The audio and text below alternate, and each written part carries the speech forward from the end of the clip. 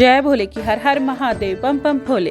आज मैं श्री शिव महापुराण कोटि रुद्र संहिता खंड का 16वां अध्याय महाकालेश्वर उत्पत्ति सुना रही हूँ। सुनिए। सूत जी बोले, ऋषिगण, अब मैं महाकालेश्वर शिव ज्योतिर्लिंग का वर्णन करता हूँ। अवंतिका नामक पुरी में शिव के परम भक्त बुद्धिमान एक ब्राह्मण रहते थे। वे नित्य ही विधि पूर्वक पार्थिव शिव पूजन किया करते थे। शिव जी की कृपा से उस विद्वान वेदज्ञ विप्र को धन धान्य की कमी नहीं थी। सभी प्रकार के सुख भोग कर अंत में उन्होंने शिवलोक गति प्राप्त की। उसके 4 पुत्र थे, देवप्रिय, मेघाप्रिय, सुकृत एवं धर्मबाहु, यह उनके नाम थे। इन चारों के आचार विचार अपने माता पिता के समान थे। वही उनके पास रतनमालक नामक एक पर्वत था। उस पर दूषण नाम का एक राक्षस रहता था। उसने तप द्वारा ब्रह्मा जी को प्रसन्न करके वर पा लिए थे। तभी से वह धर्म का दोषी बन गया, धर्म का नाश करने लगा। अपने बल से सभी देवता तथा तीनों लोकों को अपने अधीन कर लिया। इस प्रकार वह एक दिन अवंतिकापुरी में आ पहुंचा।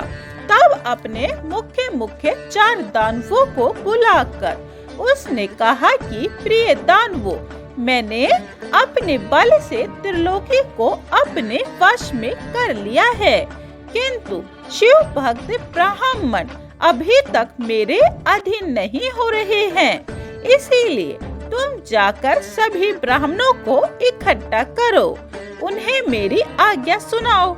जो मेरी आज्ञा पर चले तो उनसे कुछ न कहो, और जो विरोध हो उसे दंड दो। इस प्रकार उस दैत्य दूषण की आज्ञा से वे चारों दानव पुरी के अंदर जाकर उपद्रव मचाने लगे, किंतु ब्राह्मणों पर उनका कुछ भी प्रभाव न पड़ा।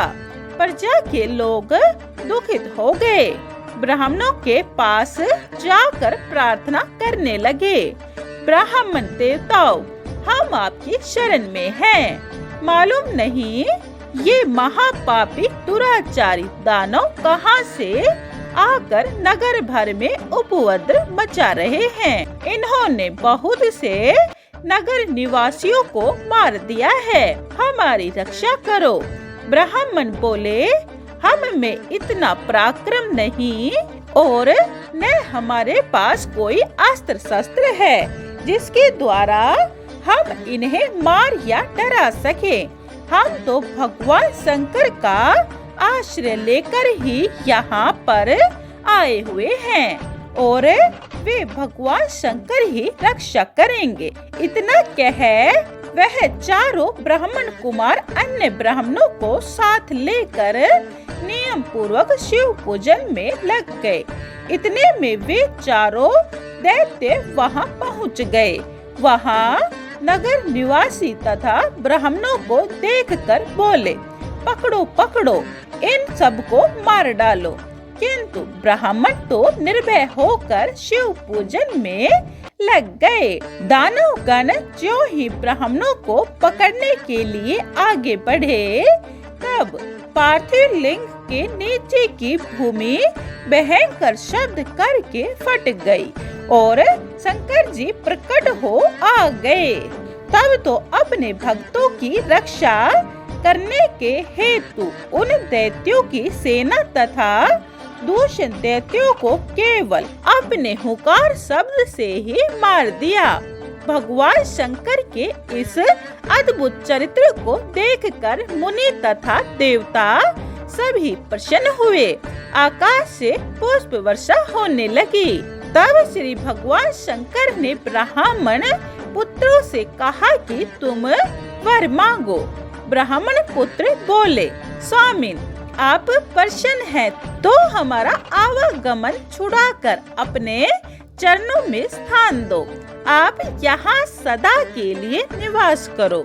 आपके दर्शन करने वालों की मनोकामना पूर्ण होती रहे। सूत जी बोले, तब इस प्रकार ब्राह्मणों को वर देकर सदाशिव वहाँ महाकालेश्वर नाम से विराजमान हुए। बोलो मेरे भोलेनाथ की जय। 16वां अध्याय समाप्तम। जय भोले की। 17वां अध्याय महाकाल महिमा।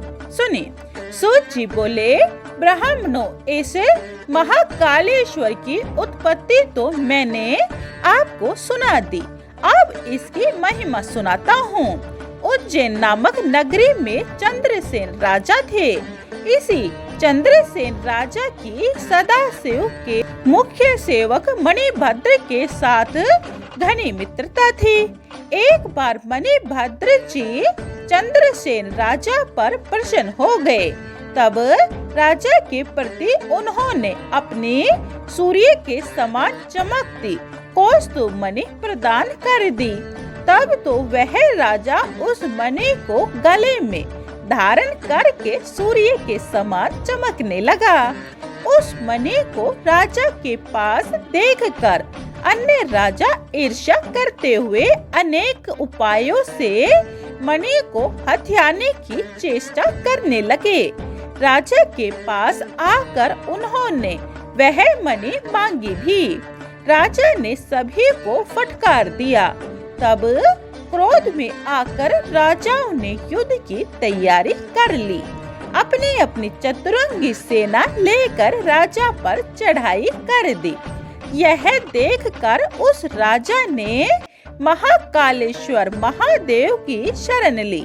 ठीक उसी समय एक गोपी आई। बालक के मन में आया कि राजा की भांति शिव पूजन करूं। तब तो कहीं से वह पत्थर ढूंढ लाया। उसे घर में स्थापित करके गंध, पुष्प, धूप, नैवेद्य आदि का मन में विचार करके वैसे ही पूजन करने लगा। इतने में गोपी ने स्नेह करके उसे भोजन के लिए बुलाया, परंतु बालक तो शिव पूजन कर रहा था।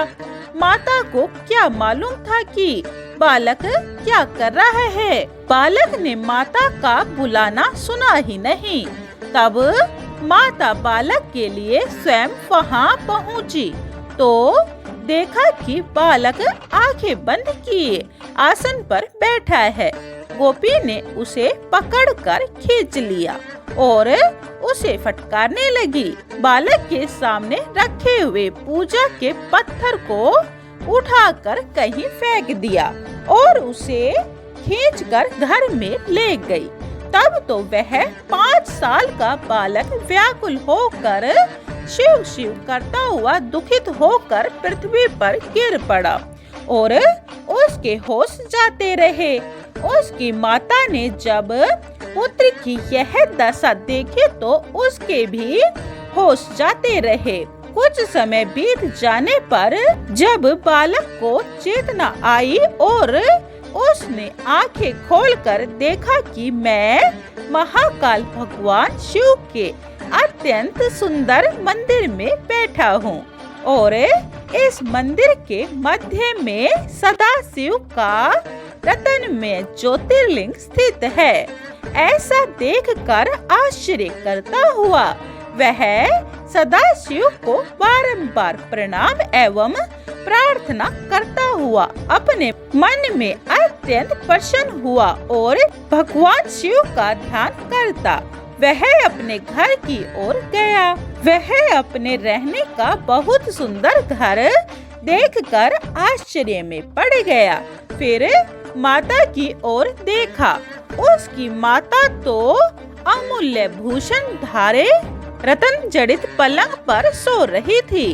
तब बालक ने प्रसन्न होकर माता को जगाया और उसे सदाशिव की प्रसन्नता का समाचार सुनाया। गोपी यह सुन तथा देखकर प्रसन्न हो गई। उधर जब राजा के शिव पूजन का नियम पूर्ण हुआ तो गोपी पर शंकर जी की कृपा का समाचार राजा को मालूम हो गया। राजा भी अपने मंत्रियों को साथ लेकर गोपी के घर पहुँचे। वहाँ भगवान शंकर की कृपा का प्रभाव देखकर उनके आश्चर्य की सीमा न रही। राजा एवं अन्य लोगों ने मिलकर रात भर बड़ा भारी उत्सव किया। प्रातः काल यह समाचार नगर भर में फैल गया। गोपी के घर भगवान शंकर जी का दर्शन करने नगर भर के लोग आने लगे। चंद्रसेन राजा पर चढ़ाई करने वाले राजाओं ने भी यह बात सुन ली। उन्होंने मान लिया कि इस उज्जैन नगरी पर सदाशिव की कृपा है। इस नगरी के महाराज चंद्रसेन महाकालेश्वर शंकर का परम भक्त है। इनको हम कभी भी नहीं जीत सकते। इसके साथ मित्रता कर लेने में ही हमारा कल्याण है।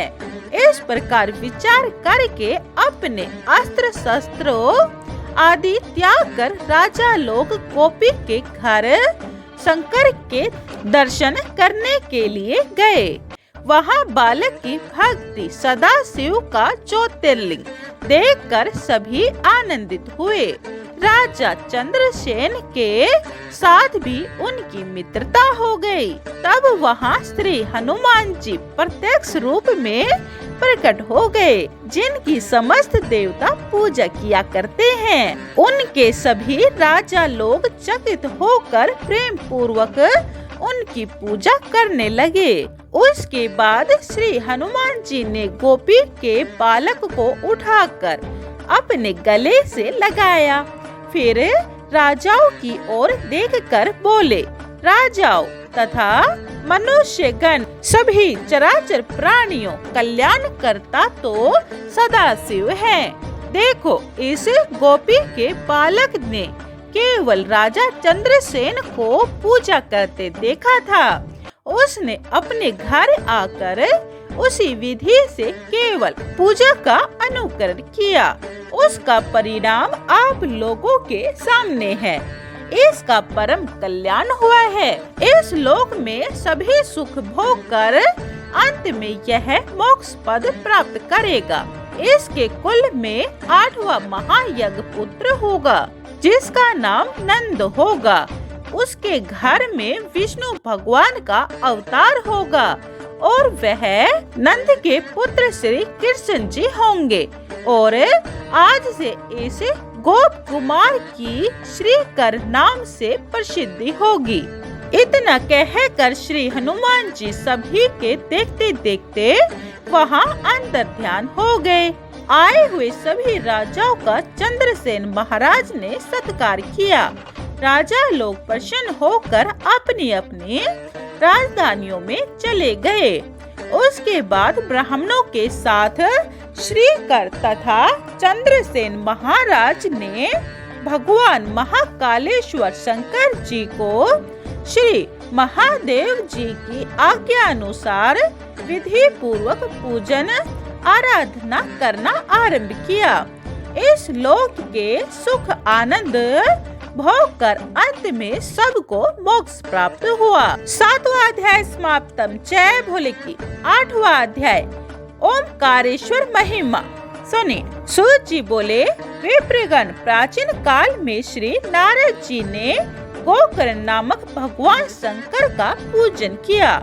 उसके बाद वे विंध्याचल पर्वत पर पहुँचे। विंध्याचल ने श्री नारद जी का भली प्रकार सत्कार एवं पूजन किया। इसके बाद विंध्याचल को अभिमान हो गया। इस प्रकार बातें करता हुआ श्री नारद जी के सामने आकर बैठ गया। तब नारद जी बोले, इसमें संदेह नहीं कि सारे पर्वत तुम्हारे में व्याप्त हैं, किंतु सुमेरु नहीं। यह तो सब पर्वतों से मुख्य है। तुम सभी गुणों से संपन्न होकर भी उसके सामने छोटे हो। सूत जी बोले, इस प्रकार श्री नारद जी के वचन सुनकर विंध्याचल व्याकुल होकर अपने आप को धिक्कारने लगा और बोला, मेरा जीवन तो व्यर्थ है। मैं निंदा का पात्र हूँ। अब मैं अपने आप को सुधारने के हेतु भगवान शंकर का पूजन तथा प्रसन्न करने के लिए तप करूंगा। इस प्रकार विचार करके उसने ओमकारेश्वर के पास पहुंचकर शंकर जी का पार्थिव लिंग बनाया। उसे स्थापित करके 6 महीने तक निरंतर उसी के द्वारा विधि पूर्वक शिव पूजन करके शिव ध्यान में संलग्न होकर तप करता रहा। उसके बाद तप द्वारा प्रसन्न होकर सदाशिव प्रकट हो गए और बोले, विंध्याचल, मैं तुम पर प्रसन्न हूँ, मन वांछित वर मांगो।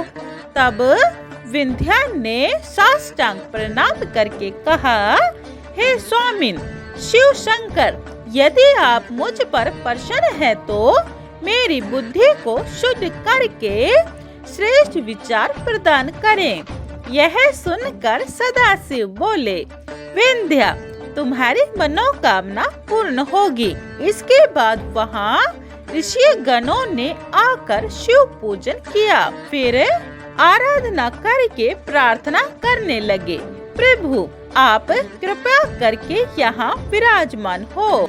भगवान शंकर ऋषियों की प्रार्थना के अनुसार जगत के कल्याण के लिए परमेश्वर नाम से वहाँ विराज गए और इसी नाम से प्रसिद्ध हुए। ऋषियों ओमकारेश्वर तथा परमेश्वर ये दोनों भिन्न हैं, किंतु है एक ही। ये दोनों ही स्वर्ग मोक्ष आदि फल देने वाले हैं। इनके बाद ऋषिगण भगवान शंकर जी से अनेकों वर पाकर अपने अपने स्थान पर चले गए। विंध्याचल ने भी अपना कार्य सिद्ध किया। 18वां अध्याय समाप्तम। जय भोले की। 19वां अध्याय केदारेश्वर महिमा। सुनिए। सूत जी बोले, भगवान के अवतार रूप नारायण ने बद्रिकाश्रम में जाकर तप किया। भगवान शंकर उनकी प्रार्थना से नित्य ही वहाँ पार्थिव लिंग रूप में प्रकट होकर नारायण जी के पूजन को अंगीकार करते रहे। इस प्रकार बहुत सा समय व्यतीत हो गया। तब प्रसन्न होकर भगवान शिव ने नर नारायण से वर मांगने के लिए कहा। उन्होंने सुनकर कहा कि स्वामी, यदि आप प्रसन्न हैं तो हमारी प्रार्थना से आप साक्षात स्वरूप से यहाँ सदा विराजमान हो। तब भगवान शंकर नर नारायण की प्रार्थना से वहाँ ज्योतिर्लिंग रूप से सदाशिव विराजमान हो गए। संसार में केदारेश्वर नाम से सदा के लिए विराजमान हो गए। यहाँ दर्शन एवं पूजन से भगवान शंकर सभी की मनोकामना पूर्ण करते हैं। एक समय पांडवों ने आपको महर्षि रूप में देख लिया। उसी महर्षि रूप में आप पांडवों के देखते देखते भाग पड़े। पांडवों ने भागकर आपकी पूंछ पकड़ ली और उन्हें शंकर जी जानकर प्रार्थना की कि स्वामी, आप यहाँ सदा के लिए विराजमान हो, हम आपका पूजन करते रहेंगे। तब पांडवों की प्रसन्नता के लिए आप वहाँ विराजमान हो गए। तब विधि पूर्वक पांडवों ने उनका पूजन किया, जिससे उनके सभी संकट निवृत्त हुए और अपनी इच्छा अनुसार फल प्राप्त किया। ऋषि गणों तभी से अपने भक्तों की इच्छाएं शंकर पूरा किया करते हैं। जो मनुष्य आवागमन के चक्र से छूटकर मोक्ष पाना चाहे तो उन्हें केदारनाथ भगवान का दर्शन एवं पूजन अवश्य करना चाहिए। 19वां अध्याय समाप्तम। जय भोले की। 20वां अध्याय भीम उपद्रव का वर्णन। यह आप दूसरी वीडियो में सुने। जय भोले की। हर हर महादेव, बम बम भोले। कमेंट में जय भोले की लिखें। अगर आपको शिव महापुराण पूरी सुननी है तो यह चैनल सब्सक्राइब कर ले। जय भोले।